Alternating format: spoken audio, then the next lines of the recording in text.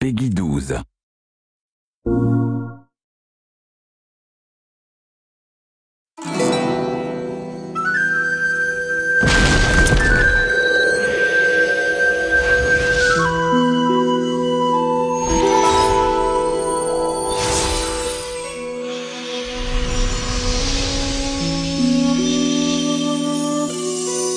We knew from the beginning we wanted it to be based around Celtic mythology, and we wanted a particular feel toward the world, so this feeling of a world suffused with magic. Our biggest draw was the Irish culture and Celtic influence in general.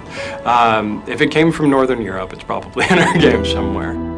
We fight banshees. We bring up ancient war spirits. We have Celtic pixies running through magical forests. Ancient things called bogies.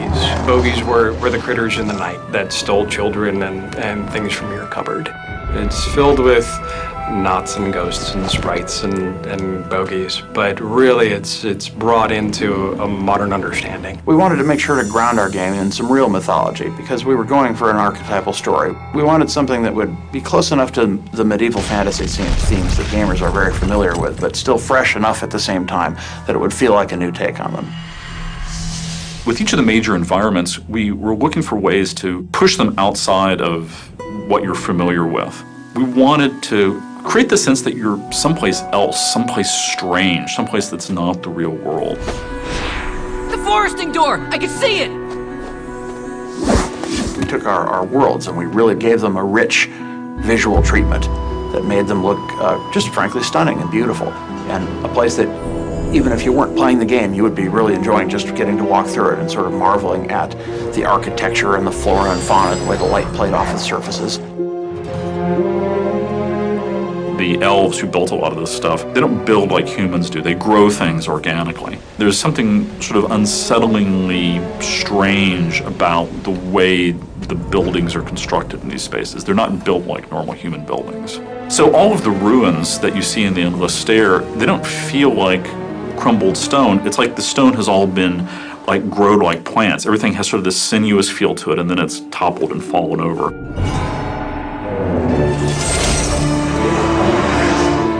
What we want is the player to always feel like that there is this sort of sense of menace in the world. When you first start off, you travel to the realm of the dead, and it creates a very particular sort of mood at the beginning of the game that immediately takes you outside of being in the real world.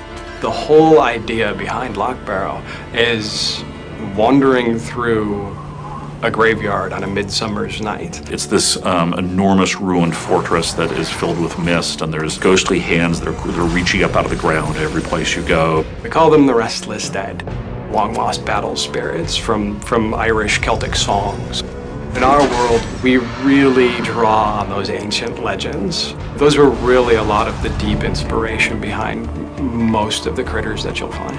We have several different base enemy types. We have the Restless Dead, we have the Forest Sylphs, and we have the Bogies, which are goblin-like creatures. There's all different types of bogies. There's fire shamans, ice shamans. There's warriors that just go berserk and run at you.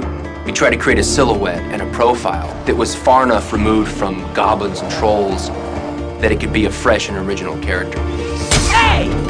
Sylphs in the fairy forest really come from the classic sense of pixies. Little butterfly wings and the sugar plum dances. Sylphs are kind of corrupted fairies. When you first encounter these sylphs, you're thinking, oh, that's a fairy, that's a nice fairy. But then that fairy comes up to you and slaps you in the face with a twig. And you're like, what's going on? Personally, through hours and hours of playing the game and testing the game, the sylphs are the absolute bane of my existence.